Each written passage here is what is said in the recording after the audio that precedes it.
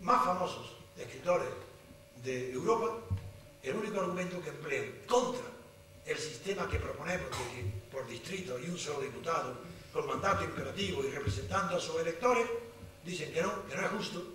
Dicen, no es justo, porque el que gane en el distrito Lorca-Totana se lleva al Parlamento todos los votos, puesto que no hay, el perdedor no tiene representación. Dice, eso es injusto. Sería preferible que el que ha perdido tenga allí en el Parlamento una proporción de los votos que tiene. Eso es confundir la justicia con la representación, que no tiene nada, que son dos conceptos incompatibles, que no son comparables. Pero el argumento principal no es ese. El argumento principal es que no haya perdedores, que todos sean ganadores. Porque han tomado esa teoría de la teoría de los juegos. Ya bastante frivolidad es aplicar a la política la teoría de los juegos de azar. Donde no hay perdedores es cuando se reparten las ganancias. Pero en la política, si se reparten todas las ganancias y no hay perdedores, es señal de que hay un perdedor, porque la ganancia alguien las paga. ¿Quién? El pueblo, el elector. Cada vez se reparten, ellos no lo pierden. Llamazares está en el Parlamento, como decir. El otro está en todo, pero quien ha perdido ahí es el elector, el pueblo, que es sobre él que se reparten las ganancias. Y luego, contra ese argumento, yo utilizo otro que nadie sabe responder. Digo, de manera que os parece injusto que se celebren elecciones y que los perdedores no tengan representación en el Parlamento. Pero vosotros mismos estáis defendiendo que los diputados elegidos, los que salen al Parlamento, con vuestro sistema proporcional, por tanto allí están ganadores y perdedores, porque están por cuotas, estáis de acuerdo en que solamente los ganadores del partido que ha tenido mayoría designen al presidente del gobierno. ¿Pero esto qué es? Bueno, ser coherentes. De manera que es injusto que la representación sea por la mayoría, pero no es injusto que el presidente del gobierno, que es más importante que esta absurda representación que no existe, bueno, ese no saben responder, es inútil. Ellos tienen razón. Claro, tenéis también que saber que la inteligencia es un recurso de los débiles. La inteligencia es una facultad que desarrolla la naturaleza en los débiles. El que es muy fuerte, pues no tiene necesidad de desarrollar la inteligencia. Nuestra ventaja es que en el terreno de la inteligencia no hay quien nos gane. Ante el poder, imposible. Eso, en cualquier tribuna que me encuentren, los veo en ridículo en un minuto, a cualquiera. Porque no tienen ni inteligencia ni preparación para defenderse. Todos esos portavoces que aparecen en los partidos y los periódicos son unos pobres hombres. De verdad.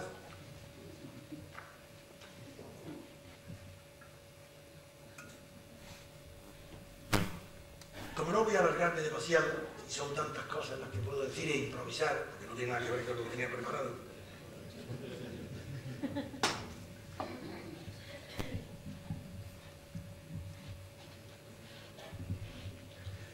Sí.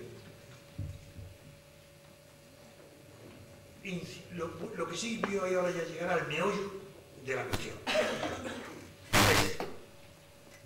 Como todos los sistemas represivos son falsos, salvo el de la circunscripción. ¿Eso por qué? Porque eso no es porque seamos unos idealistas, unos lógicos, personas que diseñamos lo mejor con arreglo no sé a qué modelo. No, es porque somos realistas. Y el realismo está en saber quién debe ser el actor, el agente, el factor del fenómeno político. No digo quién es, porque durante los sistemas liberales anteriores al fascismo eran los individuos aislados, fracaso absoluto. Después del fascismo, incluido el fascismo, y lo que hay hoy, los partidos, fracaso absoluto. Más corrupción que había antes, mucha más. La corrupción de los estados partidos es sistemática. Antes de Rus le regalaban un reloj y tenía que dimitir. Figurar hoy, no quedaría una sola persona en el Estado, ni uno. Habría que llamar. Bueno. Si el único sistema es este, el único sistema real, verdadero, representativo, es la pequeña circunscripción, el ejemplo que he puesto, Lorca-Totana, por ejemplo. ¿Eso qué quiere decir? Que lo que estamos analizando es quién actúa, quién puede actuar, quién debe actuar, quién tiene fuerza para ser representante y actuar con verdad, con realidad. Solamente el representante de cada distrito, para el poder legislativo. Entonces, la palabra mónada es que me parece excelente, es muy culta. Entonces, no hace falta saber muy bien lo que es. Mónada la utilizo en el sentido de unidad, pero una unidad cualquiera, una unidad compleja. Por ejemplo, el individuo, no como el individuo somos, nuestro cuerpo, biológicamente, somos una mónada del universo, puesto que sabéis, se dice la frase que estamos hechos del mismo polvo que las estrellas. Eso no nos sirve para la política. Biológicamente sí, para la teoría física, pero para la teoría moral o política, para que sea representativa una mónada, ella misma tiene también que llevar en sí mismo los polvos de las estrellas de la nación. ¿Y qué polvos son? El pluralismo. Si hay un pluralismo social en Cataluña, en el País Vasco, en Madrid, X, para que una mónada sea representativa y pueda ir al Parlamento, tiene que tener en distintas proporciones, en distintas fuerzas, pero tiene que tener el mismo pluralismo. Eso antes era imposible, porque antes del desarrollo industrial, los pueblos, como totales, tenían un desarrollo agrícola nada más, pero no tenían desarrollado ni el comercio, ni industria, ni la informática, por tanto no podían ser equiparados con en Madrid o en Barcelona, porque allí la proporción de ellos sea diferente. Ahora sí, ahora el desarrollo industrial ha permitido una homogeneidad en el pluralismo social, y lo que importa es que el régimen político sea un reflejo del pluralismo social. ¿Cómo? Pues haciendo que ese pluralismo de la sociedad civil se refleje en la sociedad política. ¿Cómo? Con distintos partidos que tengan distintas ideologías. No hoy que todos piensan igual. Para mí no hay diferencia alguna entre el PP y el PSOE. Ninguna. ¿Qué más da? Las diferencias que tienen. Diferente lenguaje, diferente propaganda. Por ejemplo, el PSOE insiste más en el tema laico, en los matrimonios gay, en el progresismo de no sé qué. Y el PP insiste más en los valores tradicionales, pero es boquilla. Cuando están legislando, si cogéis sus leyes, son las mismas. Son iguales. Entonces le llamo mónada, porque en Grecia se le llamó mónada a esa unidad que refleja dentro de ella misma la pluralidad existente en el cuerpo del que forma parte. Se llama mónada. Pero esas mónadas luego están concebidas unas como si fuesen cosas cerradas, otras como ventanas abiertas. Nosotros en una mónada solamente puede ser una unidad, una célula abierta al exterior, y que sea capaz de integrarse con otras mónadas parecidas o iguales existentes por toda España para formar el cuerpo representativo. Es decir, compuesto de 400. Por ejemplo, yo he pensado para España, pues serán 400 mónadas, 350, las que tendrán que designar sus 400 diputados, un solo diputado, para formar una sola asamblea, nada de Senado. Eso es otra trampa, otra falsedad, otra mentira.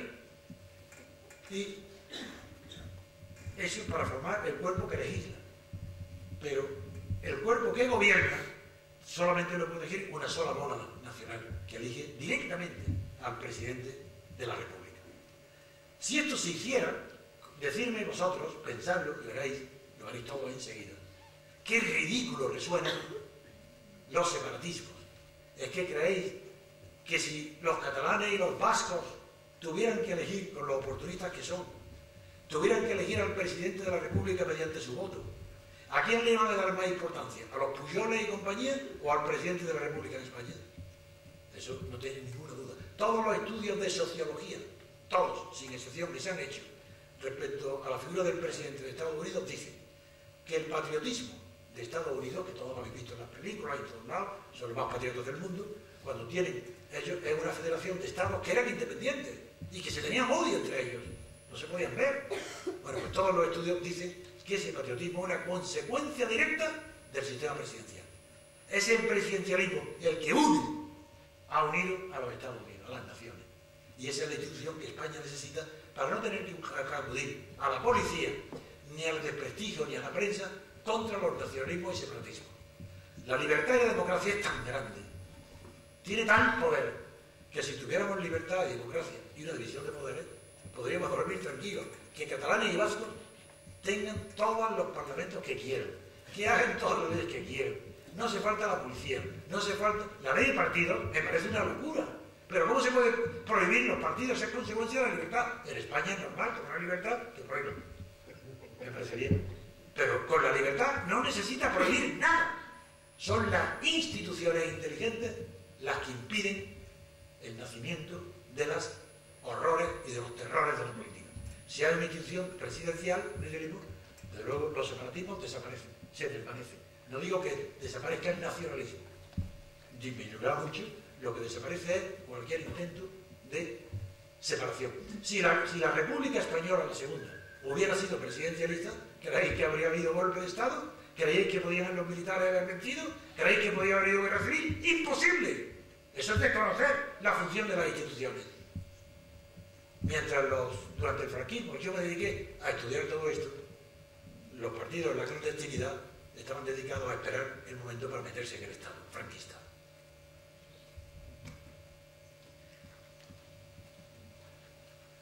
Voy a terminar muy pronto.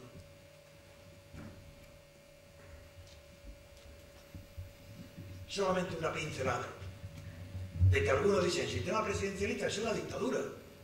¡Qué ignorancia! Si el sistema presidencialista existiera, figuraros qué cosa más sencilla. Contra la complejidad tan grande que hay hoy para derrocar a un gobierno, que exigen mociones de censura imposibles, tráfugas de diputados, algo terrible que nadie entiende, figuraros qué cosa más sencilla si hubiera un presidencialismo. Un presidente elegido por todo el sufragio electoral de España, de los españoles, de los electores, y la asamblea de todos los 400 diputados. Supongamos que el presidente no le aprueban las leyes, como él no puede hacer leyes, tiene que depender de que no se la aprueba. Y se harta y disuelve la asamblea. Que la disuelva cuando quiera, sin ningún requisito. Fijaros que es lo que estoy diciendo. Qué cosa más sencilla. El presidente que la disuelva ahora mismo, a condición que tú dimitas y te presentes para que el elector, el pueblo, dirima ese conflicto que tenéis. Y a la inversa.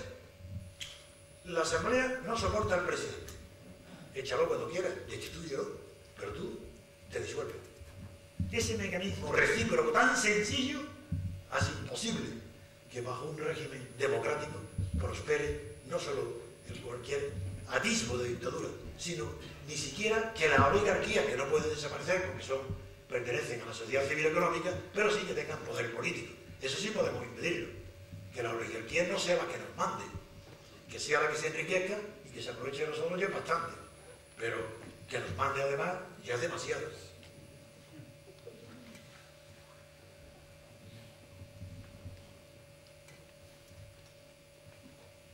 Vengo a Totana para constituir, con Vicente Carreño y los amigos que hemos conocido, una junta. Y vendré, si es necesario, toda la semana, durante 15 días. Vamos a realizar en Totana y Lorca la experiencia piloto que no se ha hecho nunca, desde los tiempos de la antigüedad, no se ha hecho nunca, que es esto que he hablado, la circunscripción, la mónada republicana que sea representativa. Claro que no tenemos el poder de convocar elecciones, no es para designar un diputado, es para organizarlo.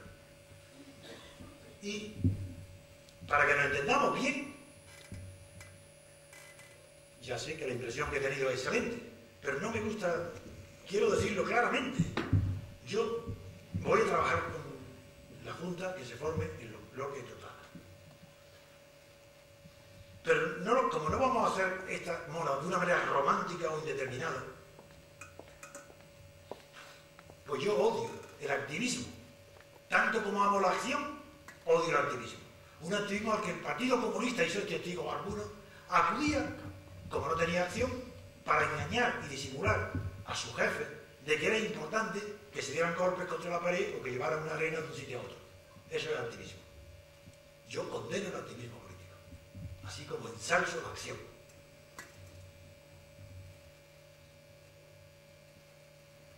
Y debo confesaros que además desdeño a los retóricos, a los intelectuales de los medios, que hablan para salir en los medios, a los profesores que no son maestros, que no sienten la profesión,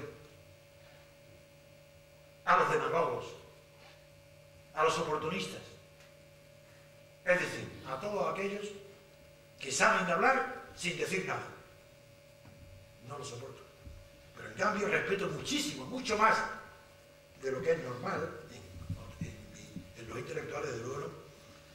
Respeto a los que expresan con sinceridad en sus obras, no de palabras, en sus obras, en su acción, no solo los grandes profesionales, sino sobre todo a los oficios duros, por modestos que sean, que saben, ellos sí que saben, apreciar el valor de las creaciones, de las innovaciones, sean técnicas o culturales. A esos los busco, los voy a buscar aquí, porque con ellos es con lo que hay que crear en Totana algo que antes no existía, un espíritu de libertad y de esperanza en el porvenir que hasta ahora no tenían, y con ellos lo vamos a hacer. Lo concebido para Lorca Totana es una creación política sin precedentes en la historia moderna de la humanidad, pues se trata en realidad de una experiencia creadora en el arte de la política, porque la política parte es arte, pero también innovadora en la ciencia política, que en el fondo son la misma cosa, arte y ciencia. Pues llamamos a esa misma cosa, la llamamos ciencia cuando nuestra mente está dominada por el sentimiento estético del mundo, es decir, por la razón del arte. Le llamamos ciencia cuando nuestra razón artística y estética lo ha comprendido, lo ha aceptado. Pero llamamos arte cuando es el propio mundo que nos rodea quien resulta adornado por la razón de la ciencia. El arte es científico en tanto en cuanto ha incorporado la razón a su dimensión creadora. Señores, yo no quiero extenderme más, solamente os digo que el que de vosotros entre en el movimiento, que estoy en el blog, que no tenéis más que poner www.antoniogarciatrevijano.com y entraréis y leéis, os digo, quien entre en ese movimiento no sale hasta que no triunfe. Pero no porque yo lo pida, porque no han visto nunca una experiencia igual, porque nunca han sentido una emoción igual, porque es la primera vez que la libertad, la verdad, la lealtad y la valentía se han unido en un solo cuerpo, este movimiento. Y mi confianza está en lo siguiente: si hemos convocado, como digo, a la verdad, la lealtad, la valentía y la inteligencia, ¿quién va a ser tan estúpido de no acudir a decir yo ni soy valiente, ni soy inteligente, por tanto eso no me pertenece a mí? Eso no hay nadie que se atreva a decirlo. La cuestión es demostrar que es verdad, que no son palabras. Basta que leáis esas páginas y los comentarios para que os deis cuenta que en España ha comenzado una revolución política de la verdad y la libertad como no se había intentado nunca. Es la primera vez y os pido de verdad a todos que ayudéis a vosotros mismos, que ayudéis a Totana y a Lorca y a Totana para que pasen a la historia por haber sido los primeros fundadores de la primera moda republicana